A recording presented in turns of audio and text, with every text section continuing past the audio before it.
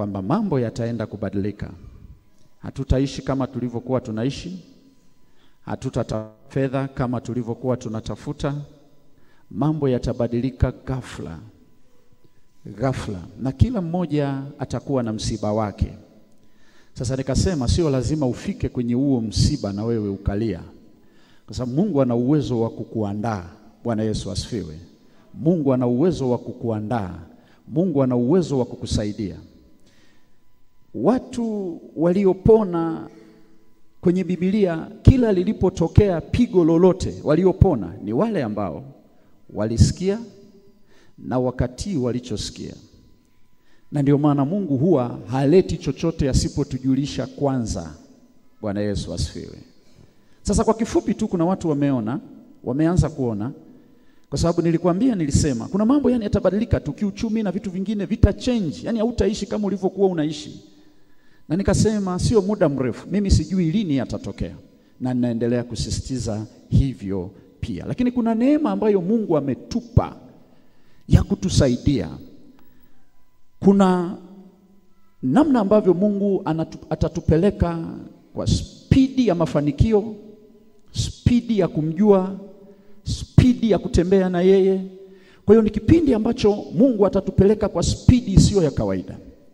Mambo ambayo ulitakiwa kufanikiwa kwa miaka 10, Mungu atakupa neema kufanikiwa kwa miaka 2, mwingine kwa mwaka 1. Mambo ambayo alitakiwa yachukue muda mrefu yataenda kwa spidi sana. Kwa nini? Kwa sababu hizo nyakati zimekaribia. Sasa kuna ndugu mmoja alinipigia simu akaniambia, akasema, "Mtumishi, kuna kitu uliwahi kusema, nilisikia, lakini sikujua kwamba kingenitokea na mimi." Unajua Trump alipoingia tu madarakani, hicho ni kitu kidogo tu, nakupa mfano ili uone. Trump alipoingia madarakani, kitu cha kwanza alichokifanya ni aliamua kusitisha shughuli zote wanazozifanya duniani za kiuchumi. Ile misaada wanayoitoa na nini na vitu vingine, zote zilisimamishwa. Kwa hiyo zote zimesimamishwa, na zilisimamishwa kwa tangazo moja tu la siku moja. Akasema kuanzia leo hatutapeleka tena fedha hiyo mpaka pale tutakapojiridhisha, ndipo tutaanza. Haijulikani ni lini wataanza. Sasa fikiria, ni watu wangapi leo kwa tangazo la siku moja hawana kazi leo? Nenda ukaangalia waliokuwa sijui USAID, sijui waliokuwa kwenye miradi ya lishe, waliokuwa sijui kwenye nini, makorokoro kibao yanayosimamiwa na Wamarekani. Wote kufumba na kufumbua wanapewa tu barua kwamba kuanzia leo, kuanzia kesho hatutakuwa na shughuli, kwa tunasimamisha mpaka mtakapoambiwa tena. Mtu mmoja amekuja ananiambia, anasema, "Mtumishi, nilisikia ulisema, lakini sikujua mimi kwangu lingenitokeaje. Sielewi ninafanya nini. Nimekopa, ninadaiwa karibu sijui milioni ngapi, na nilikuwa nategemea kulipa kwa mshahara, na ndio hivyo imekuwa hivi." Kwa hiyo haelewi afanye nini.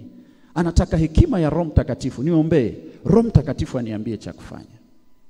Laiti ningesikia, labda ningeanza kumsikiliza Roho Mtakatifu mapema, ningeelewa. Sasa hiyo ni radha tu, lakini yanakuja mabaya zaidi ambayo hutajua unatakiwa ufanyeje. Bwana Yesu asifiwe. Kwa hiyo maandalizi ni kitu cha maana sana, na ndio maana mimi ninakuhamasisha kwamba usiache kuja kwenye semina usikilize. Ninajua una mambo mengi, tunajua una shughuli nyingi, na hizo shughuli nyingi ni kwa sababu Mungu amekubariki sana sana kuliko kawaida. Lakini Mungu anapokuita kwenye kikao usiache kwenda. Haleluya. Mungu anapokuambia, "Mwanangu, nataka tukae kwenye kikao nizungumze na wewe," usiache kwenda. Usimwambie, "Hapana, ile baraka ulionibariki juzi Mungu imenikipu busy, siwezi kuja." Usimwambie hivyo Mungu. Uwe kama mjinga. Haleluya. Bwana Yesu amebarikiwa sana. Sasa kwa sababu leo ni Pasaka, ni siku ya furaha, ujumbe wetu una kichwa, kwa kifupi sana, ujumbe wetu una kichwa, amua kuwa na furaha. Amua kuwa na furaha. Kama ambavyo kichwa kinajieleza ni amua. Maana yake kuna maamuzi unayotakiwa kuyachukua. Kuna maamuzi unayotakiwa kuyachukua ya kuwa na furaha. Kwa nini uwe na furaha? Kwa sababu furaha kwanza kabisa ni tunda mojawapo la Roho. Wale wanaosoma Biblia wanajua kuna matunda zaidi ya 9 ya Roho Mtakatifu, lakini matunda tulioandikiwa kwenye Biblia kwenye hii mistari hapa ni matunda 9. Anaposema matunda ya Roho anamaanisha matokeo. Matokeo. Yaani najuaje kwamba Roho Mtakatifu yuko mahali fulani? Najuaje kwamba Roho Mtakatifu yuko mahali fulani? Na kwa sababu tunaposema Roho Mtakatifu yupo, maana yake Mungu yupo kwenye hilo eneo. Sasa najuaje kwamba Roho Mtakatifu yuko hapo? Sasa kwenye denominations zingine wao wana ushahidi mmoja tu. Ushahidi huo haujaonekana, wanasema wewe hujaokoka na Roho Mtakatifu huna. Ushahidi wenyewe ambao wanaofuatilia ni ule kwamba ili tujue kwamba Roho Mtakatifu unaye ni la unene kwa lugha. Yaani usiponena kwa lugha wanasema wewe hujaokoka, bado huna Roho Mtakatifu. Sasa ukiangalia katika matunda 9 ya Roho Mtakatifu kunena kwa lugha halipo. Tunaenda sawa sawa? Sasa haimaanishi kwamba kunena kwa lugha sio muhimu. Kuna umuhimu wake, kuna uzuri wake, lakini usife kabla ya wakati wako, wala usikose amani, wala usihuzunike kwa sababu huwezi kunena kwa lugha. Kwa sababu mwenyewe nimewahi kuishi hapo. Nilikuwa natamani sana kunena kwa lugha lakini sikuweza. Na nilipoanza utumishi wangu, nilikuwa naombea watu walikuwa wana uwezo wa kunena kwa lugha hata siku 3. Yaani haongei kawaida. Unamuombea mtu kunena kwa lugha, anaanza kunena kwa lugha siku 3. Haongei Kiswahili cha kawaida. Ni ananena kwa lugha, hawezi kuacha. Lakini mimi mwenyewe siwezi kunena kwa lugha hata kidogo. Hili jambo lilinitesa sana. Kwa nini mimi siwezi kunena kwa lugha? Na nikifungulia labda YouTube nikamsikiliza mtumishi anasema, usiponena kwa lugha hujaokoka. Mungu hayuko na wewe. Kwa hiyo naenda ninalia, Mungu wangu niokoe Baba. Yaani kama vile Mungu bado hajafanya chochote kwangu. Sasa ngoja mimi nikwambie. Tuna watu wengi sana wanaonena kwa lugha lakini hata Roho Mtakatifu hayupo ndani yao. Tunaenda sawa sawa? Kuna mtu mwingine ana uwezo wa kunena kwa lugha, hata ukimwambia tu ombea chakula atakuchelewesha kwa sababu lazima anene kwa lugha. Atanena kwa lugha, lakini huyu mtu ukimwangalia kwenye maisha ya kawaida ni muongo, ni msengenyaji, ni mbea. Lakini akianza kunena kwa lugha hapa unaona kama vile mbingu zinafunguka. Sasa unajiuliza maswali, ile lugha inatoka wapi na umbea wote alionao? Kwa unaelewa, sio kila anayenena kwa lugha ni kwa sababu amejaa Roho Mtakatifu. Kwa sababu kuna vitu vingine vya kiroho huwa tunavimaster tu. Yaani kuna kitu ukikimaster una uwezo wa kukifanya hata Mungu asipokuwepo. Ndio maana Mungu anataka tumkiri yeye katika njia zetu zote. Kwa sababu kuna siku unaweza ukaamka asubuhi hata hujaomba ukafanya muujiza. Sisi tunaenda sawa sawa? Ukafanya muujiza fulani, alafu ukashangaa, mbona sijaomba alafu kuna muujiza umefanyika? Mungu anataka kukuonyesha hivi, kuna vitu ukianza kuvimaster una uwezo wa kuvifanya hata kama Mungu mwenyewe hayupo. Kwa hiyo mtu anaweza kanena kwa lugha lakini ni mzinzi. Yaani jioni ametoka kuzini, asubuhi anaamka kanisani, ratatatata. Sasa imetoka wapi? Kwa hiyo kunena kwa lugha ni muhimu, kuna umuhimu wake sana. Lakini kama huwezi kunena kwa lugha usife. Haleluya. Endelea kutamani, endelea kumuomba Mungu, hiyo kipawa Mungu atakupa. Jina la Bwana Yesu limebarikiwa. Atakupa, usikate tamaa. Lakini kuna matunda 9 ambayo ni lazima uwe nayo. Hauna hayo, hata ukinena kwa lugha ni bure. Ndio maana anasema nijaponena kwa lugha za wanadamu na malaika, kama sina upendo ni bure. Sisi tunaenda sawa sawa? Kwa hiyo kati ya yale matunda 9 upendo ni mojawapo. Ndio maana anakuambia hata ukinena kwa lugha za wanadamu na za malaika huna upendo ni bure. Sasa kati ya haya matunda ya Roho Mtakatifu, tunda mojawapo ni furaha. Ni furaha. Yaani tunatarajia hivi kuona furaha kwenye maisha ya huyu mtu bila kujali mazingira yanasemaje. Tuko sawa sawa? Sasa hiyo tunaiona kwenye Wagalatia 5 mstari wa 22. Ninaomba wewe unayeandika andika, lakini usifungue Biblia yako.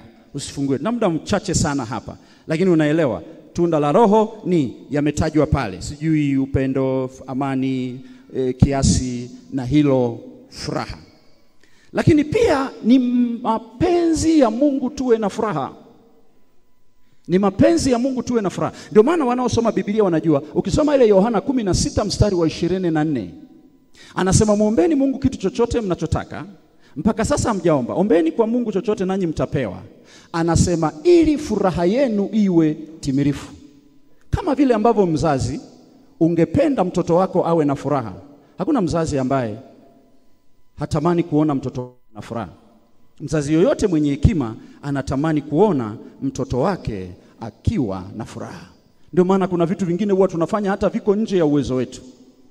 Tunavifanya viko nje ya uwezo wetu. Lakini tunavifanya hivyo kwa sababu tunatamani huyu mtoto awe na furaha.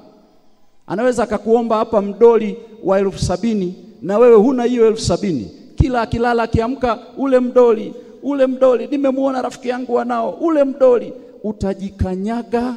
Hata kama utachukua na kwenye kikoba, hata kama ikutese, lakini umletee mtoto wako. Ukiliona ile tabasamu lake, ndani ya moyo wako unajisikia raha. Mungu ni zaidi. Mungu anataka tuwe na furaha. Na furaha ni maamuzi. Haleluya. Furaha ni maamuzi.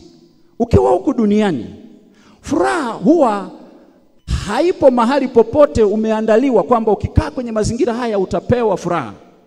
Na ndio maana hata ukitafuta mtu ambaye akupe furaha kwenye maisha yako, uwe na uhakika lazima uilipie hiyo furaha. Lazima utailipia.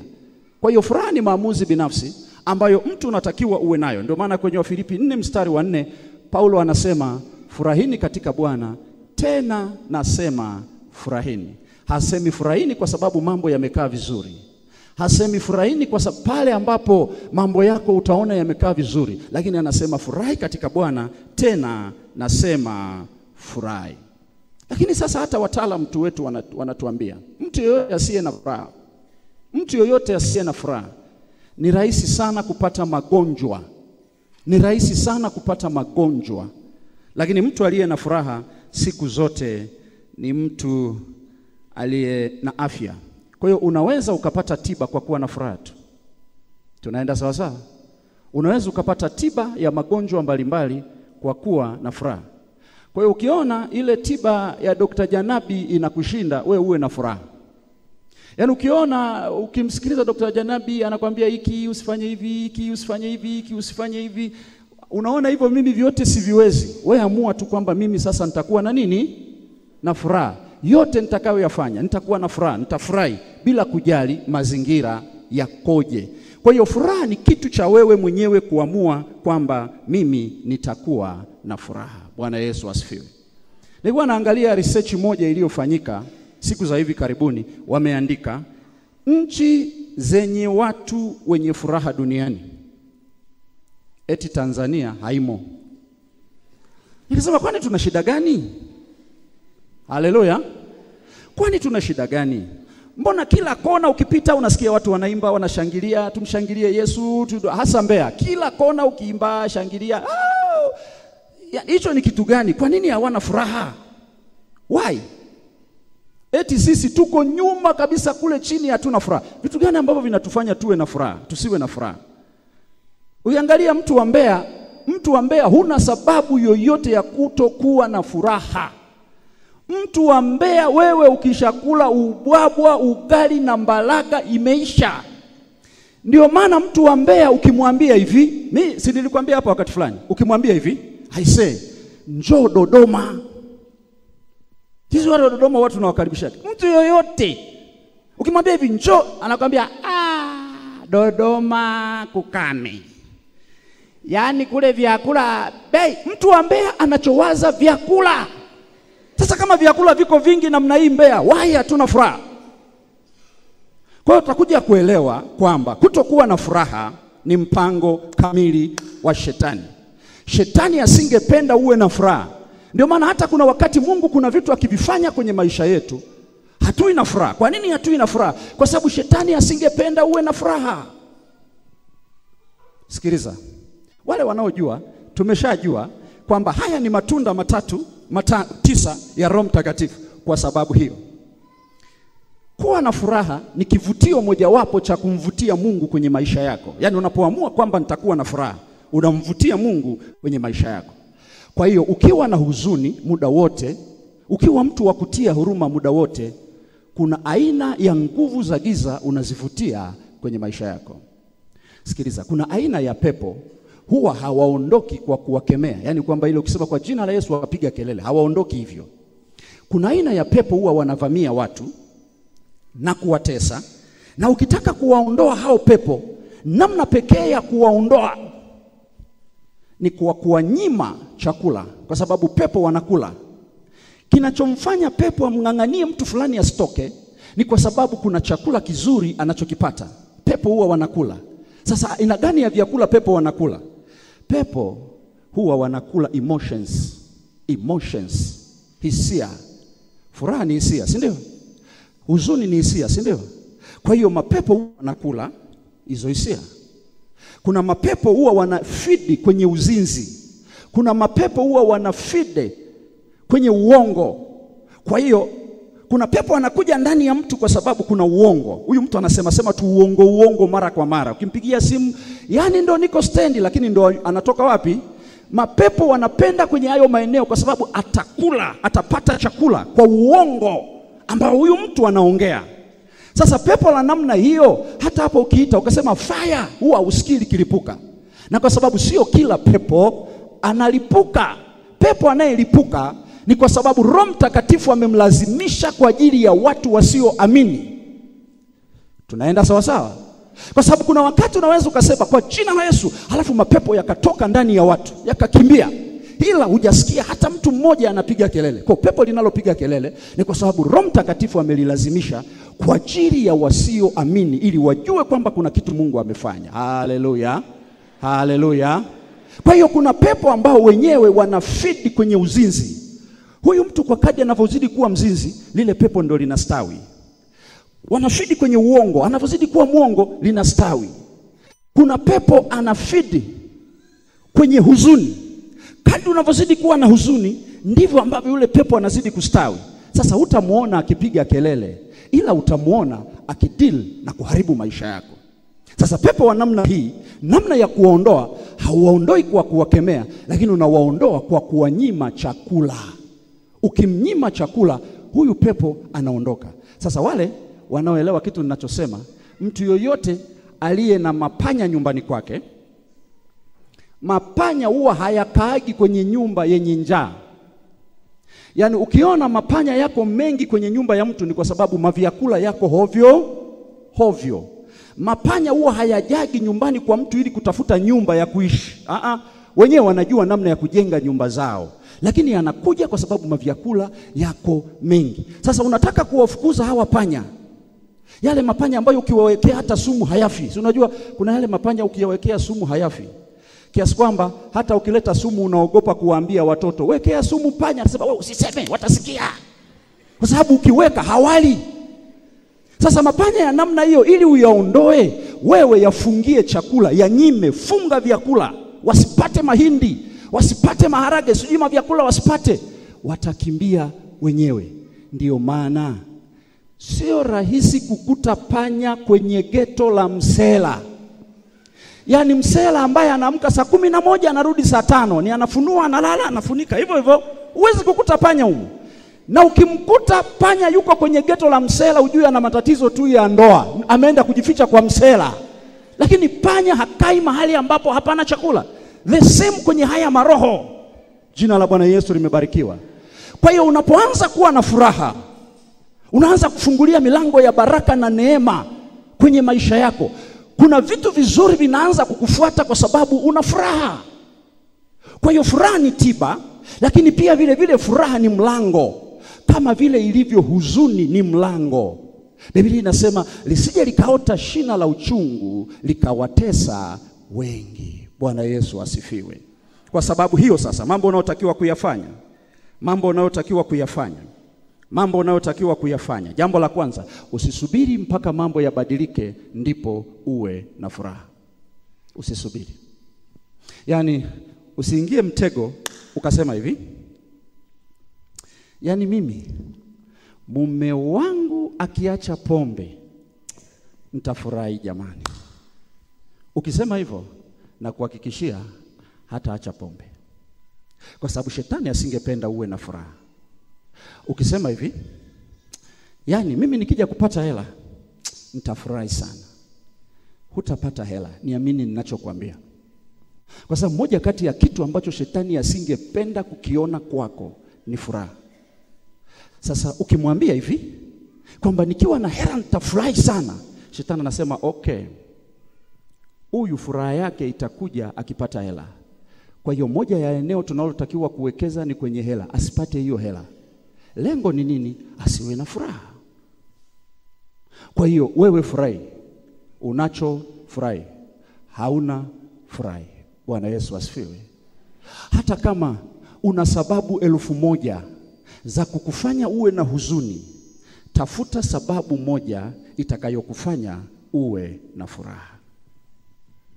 Hata kama kila unachokiangalia, kazi, familia, ndoa, kila kitu hakikufurahishi, biashara haikupi furaha, kila ukiamka ni huzuni, kila ukiamka ni kuumia, kila ukiamka ni kulia, jitahidi tafuta hata kitu kimoja kitakachokufanya uwe na furaha. Mimi ninakwambia utaona muujiza katika hilo. Niamini ninachosema. Haleluya. Hata kama huzuni yako wewe ni kwa sababu ya matatizo ya ndoa, kwamba mimi bwana, mume wangu ananitesa sana, mke wangu ananisumbua sana, yani ndio maana sina huzuni. Yani mimi zamani sikuwaga hivi, yani sasa hizi nimepata hadi pressure kwa sababu ya matatizo ya huyu mtu. Sikiliza, ukitaka huyo mtu abadilike, usiende kwenye maombi kwa staili hiyo. Baba, mimi nateseka sana baba, angalia moyo wangu ulivyovunjika vipande vipande baba, angalia namna ambavyo nimechomwa kuki na mishale kwenye moyo. Achana na maombi ya namna hiyo. Wewe unachotakiwa kufanya, amua, tafuta hata jambo hili moja. Mimi nakushauri, tafuta hata jambo moja katika mabaya yote anayokufanyia, tafuta hata zuri moja. Alafu kwa hilo sema, pamoja na kwamba yako mabaya 1000, lakini kwa hili nitajisikia furaha. Hata kama mke wako mkorofi kiasi gani, tafuta hata moja kwamba okay, mke wangu ana maneno mengi, mke wangu ni mkorofi hivi, ila ana uwezo wa kupika chai, sio kuchemsha chai kama alivyosema. Ana uwezo wa kupika chai, hilo tu nitamfurahia. Furahi. Haleluya. Anasema, yani mume wangu ni mkorofi, yani ni mkorofi, ananipiga kila leo. Tengeneza kitu kitakachokupa furaha katika hicho. Kwamba okay, pamoja na kwamba ananipiga makofi namna hiyo, lakini ninaamini wazi kabisa mume wangu kwa makofi aliyo nayo, ninajua hata wezi wakija humu ndani niko salama. Sio makofi ya namna hiyo. Jisemeshe hivyo ndani ya moyo wako. Yani usifikiri kuna mahali popote utaenda kuna mtu atakupa furaha. Na yoyote utakaye kwenda kumwambia huzuni zako, hana mpango wa kusikia. They don't care. Nakwambia ule ukweli. Nobody cares. Hakuna anayejali kuhusu matatizo yako. Niamini ninachokuambia. Yani hata kama atakaa na kusikiliza, unamweleza, yani mimi nina matatizo, yani mimi kwa kweli hivi na hivi, yani atakusikiliza pole pole pole pole. Alafu akikusikiliza namna hiyo, anasema yani mimi nilifikiri wa maana ninapomwona kanisani pale anacheza, kumbe ndio yako hivi. They don't care. Kwa sababu hiyo usiwaambie watu matatizo yako. Wakati mwingine watu waione furaha. Unajua kuna watu hata hapa tu, sikiliza, hata hapa tu, kuna watu hata ukiwaangalia usoni tu, una uwezo wa kupata picha nyumbani kwake kukoje. Yaani ile mwangalia tu usoni na kutana naye, unajua nyumbani hakuko salama. Ndio maana usifikiri kila watumishi wanaosimama madhabahuni wana upako wa Roho Mtakatifu. Wengine ni saikolojia tu. Bwana Yesu asifiwe. Sema Bwana anasema, Roho wa Bwana anasema. Simama hapo wewe. Una matatizo kwenye ndoa. Sura yako inaongea. Sasa usifanye watu wakajua wewe ni mtu wa namna gani. Tunasema hivi, confuse your enemies. Yani wewe wachanganye adui zako. Jina la Bwana Yesu limebarikiwa. Kwa sababu kwanza, hakuna anayefurahia mafanikio yako. Nilisema na narudia tena, hakuna hata mmoja anayefurahia mafanikio yako. Ndio maana ukianza tu kufanikiwa kidogo ni unasemwa vibaya. Unajua au haujui. Tunaenda sawa sawa? Tunaenda sawa sawa? Kwa kama hakuna anayefurahia mafanikio yako, wa mix adui zako. Yaani wasielewe, hivi hapa alipo ana matatizo au yako vizuri? Wasijue. Unacho tabasamu, hauna tabasamu. Alinifundishaga kakaangu mmoja akaniambia hivi, ukipata hela, kitu cha kwanza nunua nguo nzuri. Akaniambia nunua nguo nzuri, nunua mafuta mazuri. Kwa hiyo ukipata hela, nunua perfume hata 2, perfume 3. Nunua nguo nzuri. Siku hauna hela, ndo piga vizuri. Alafu kama vile huna shida. Jina la Bwana Yesu limebarikiwa. Lakini ukikaa muda wote unalialia, ya nina matatizo, ya nina matatizo, asema aha, kumbe tunajiona unachana nywele vizuri, kumbe hamna kitu. Yaani mimi nilikuwa na mheshimu, kumbe matatizo matupu. Wachanganye. Jina la Bwana Yesu limebarikiwa. Kuna watu tunajuaga, akiwa na hela tunajua, hana tunajua, kwa sababu hata maombi yake yanatueleza maisha yake yakoje. Akiwa na hela utasikia, wewe ni Bwana, asante Yesu kwa kifo chako, hapa nilipo ni kwa neema yako. Hana hela sasa, kwa nini mimi baba? Unajua hata hapa hela zimeisha. Ili unielewe kitu ambacho ninasema, angalia wafanyakazi, utaelewa tu. Ukutana na mfanyakazi yoyote ule wa serikali, waangalie zile tarehe, kuanzia tarehe 10 mpaka tarehe ngapi, utawaona tu. Unajua tu mfanyakazi wa serikali, huyu mfanyabiashara, kwa sababu unawaona. Ikifika tarehe 24 unaona tabasamu twao, unajua yes, sio muda mrefu. Sasa wasijue. Haleluya. Jina la Bwana Yesu limebarikiwa.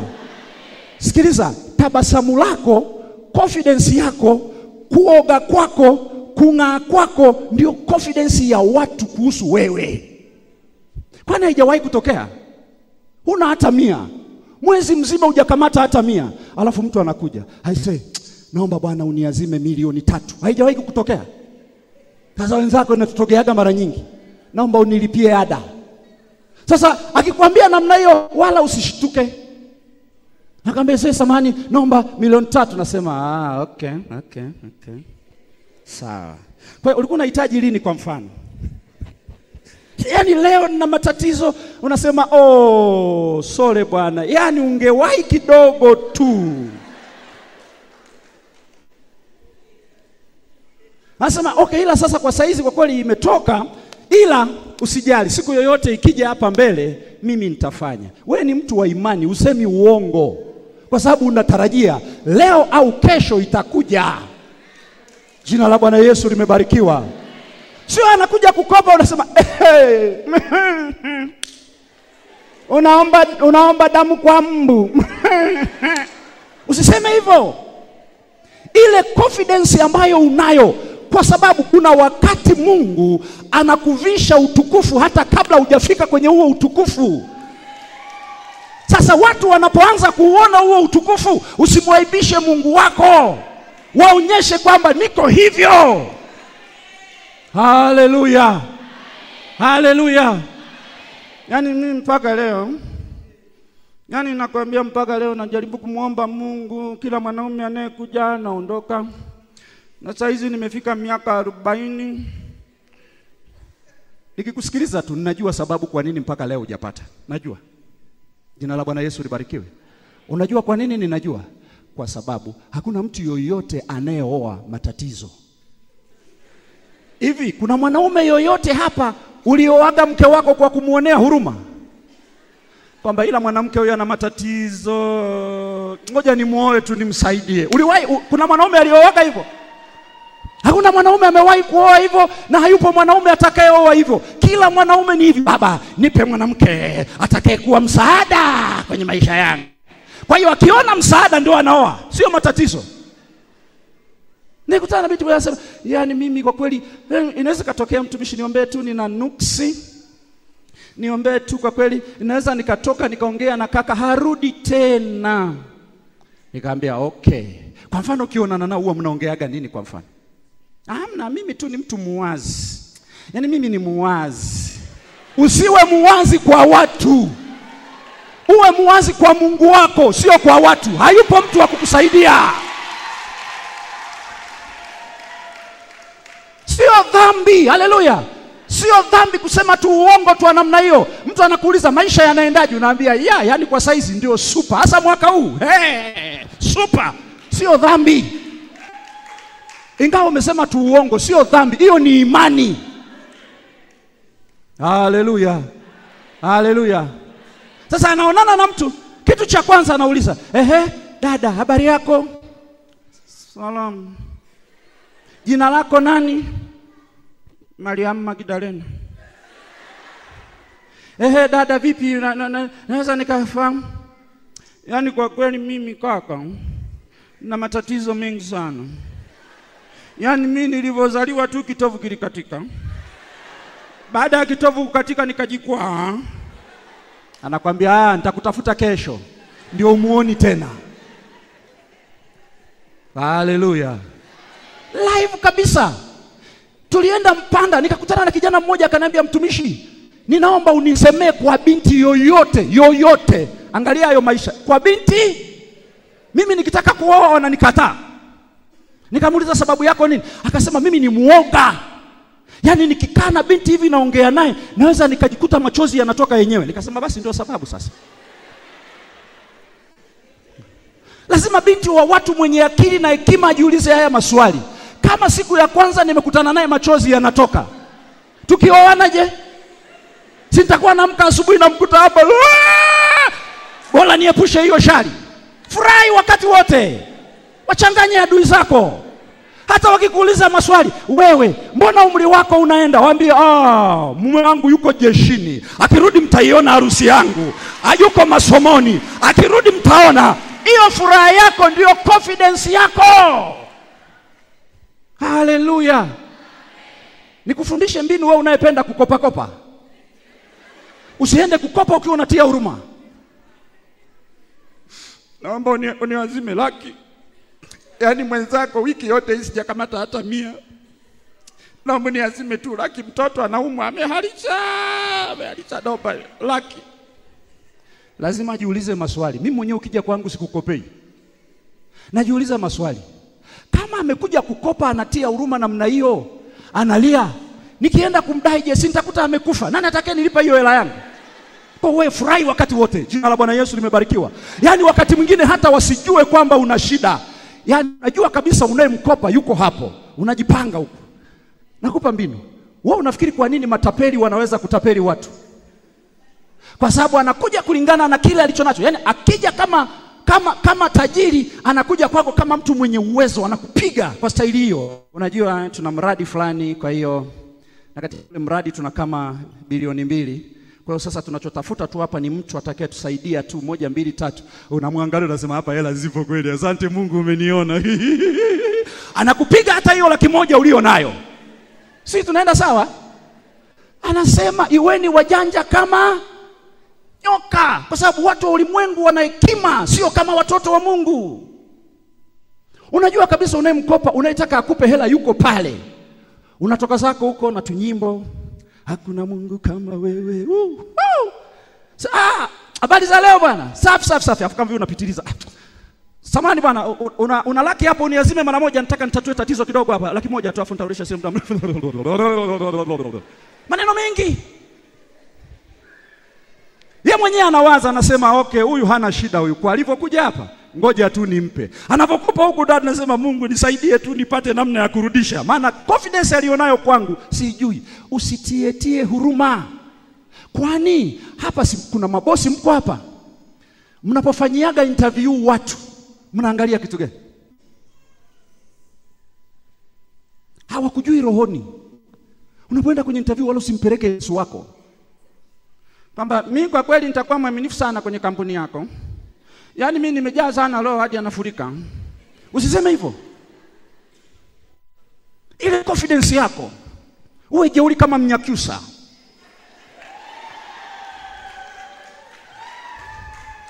Haleluya. Wanyakyusa ni wajeuri. Ukimkaribisha kwako kula chakula hana shida. Unamwambia karibu, anakuambia mama nikuite mama. Unamwambia we kula kidogo.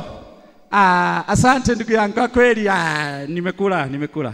Lakini hapa namuomba Mungu aongeze tena, aseme tena. Loga sasa, sema mara ya 3, karibu tena, sema ndiepo panandi nile kidogo. Ndio utajuta sasa ile ndiepo kidogo. Wanyakyusa ndo walivyo. Mimi nimeshangaa, tumeenda Dodoma, tumekutana na Wagogo. Yaani anapita nje unasalimiana naye, habari za leo, salama. Alafu anakuuliza, samani kuna koka hapo ndani? Sio kwamba anataka kununua. Samani kuna koka hapo ndani? Anambia koka kivipi? Yaani kama una Coca-Cola nimekaukiwa kidogo, nilikuwa naomba. Sasa Wanyakyusa hawako hivyo. Haleluya.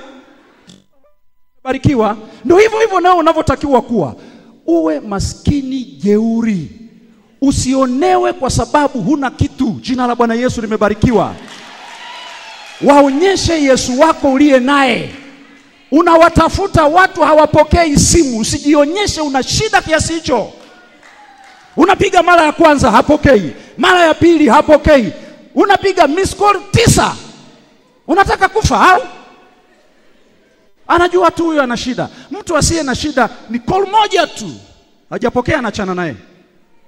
Kwa sababu hakuna mtu ambaye hana muda wa kufuatilia miss call. Ukisikia anakuambia hivi, kwa kweli nilikuwa busy sana. Unajua saa hizi nina mambo mengi. Kwa hiyo ndio maana sikuweza kupiga. Ni muongo. Kila saa anaongea na simu. Ila anaowapigia ni wale ambao ni muhimu kwake kwa wakati huo. Ndio maana mimi nikimpigia simu mtu hayapokea, sigombani naye. Ninajua kwa sasa sina kitu cha maana cha kumpa. Lakini subiri, kuna wakati atakuja kunitafuta. Haleluya. Haleluya. Hivi unaelewa? Nimemaliza. Hivi unaelewa umo kwenye phone book yako una majina zaidi ya 500. Unaichosha tu simu. Simu yenyewe unajua ulinunua ya 17,500 ile ya kukopa. Unajua. Ikitumika kidogo tu inachemka. Umejaza kwenye phone book majina 2,700. Hao watu wote hata uwapigiaje, ukiwapigia wengine hawapokei simu yako. Na kushauri ukitoka hapa, futa namba zao.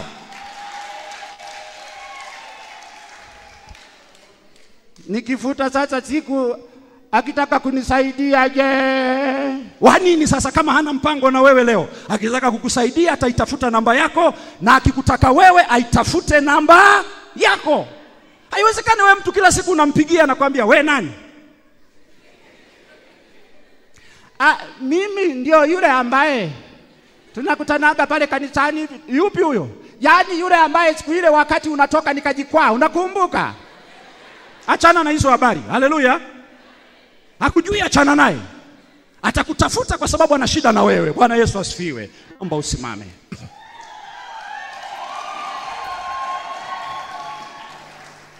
Jina la Bwana Yesu limebarikiwa. Jina la Bwana Yesu limebarikiwa.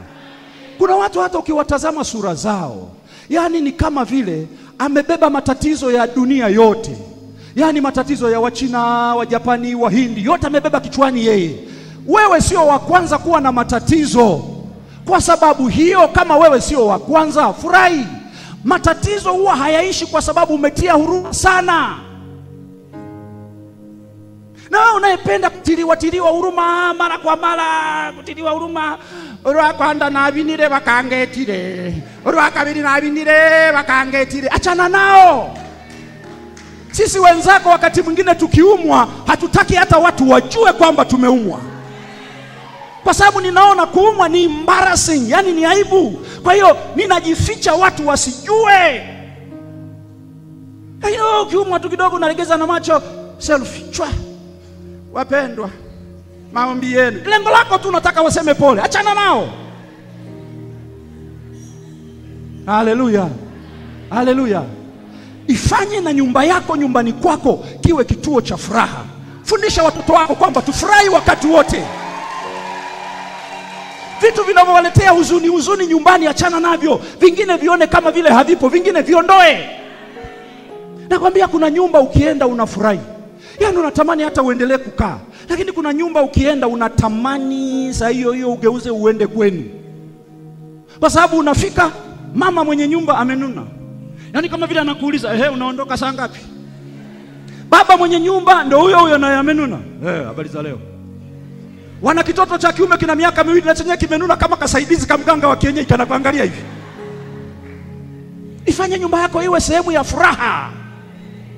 Fundisha watoto wako kufurahi wakati wote. Mimi naambia watu, mimi sipendi hata wakati mwingine kuangalia vitu vitakavyonifanya niwe na huzuni. Lakini kuna watu sijui akili zenu zikoje. Yaani wewe unapenda hata kama ni movie unataka ile ambayo utalia. Sema amemwonea sana. Kwa nini amembusu huyu, amemwacha mke wake kwa nini? Haujui kwamba ni maigizo. Unalala usiku ukiwa na huzuni ya namna hiyo. Mimi kwangu ukija always, mimi hata ukija kwenye simu yangu, kwenye kompyuta yangu, wanafahamu tulio nao. Nimejaza humo makomedi, vitu vya kucheka. Mimi napenda kucheka wakati wote. Shida ikiwepo na cheka. Mambo yakiwa mazuri na cheka. Cheka, utaiona miujiza ya Bwana. Badilisha na maombi yako. Sio kila wakati yawe maombi ya kulialia. Aliyesema maombi ya kulia ndio yanajibiwa nani? Yaani nakwambia leo kanisani kulikuwa na upako wewe. Kulikuwa na upako. Unamuuliza kwa nini? Tumelia wewe.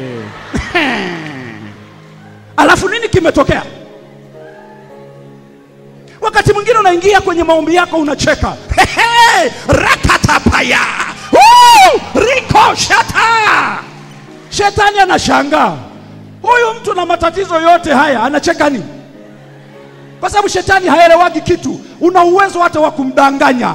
Hata kama kucheka uwezi, tabasamu. Hata kama kutabasamu huwezi, kenua basi. Kwa sababu kuna tofauti ya kutabasamu na kukenua. Kenua. Haleluya, haleluya. Haleluya, haleluya. Jina la Bwana Yesu limebarikiwa. Furahini katika Bwana. Tena nasema karibu kae, tukutane baadaye kwenye semina.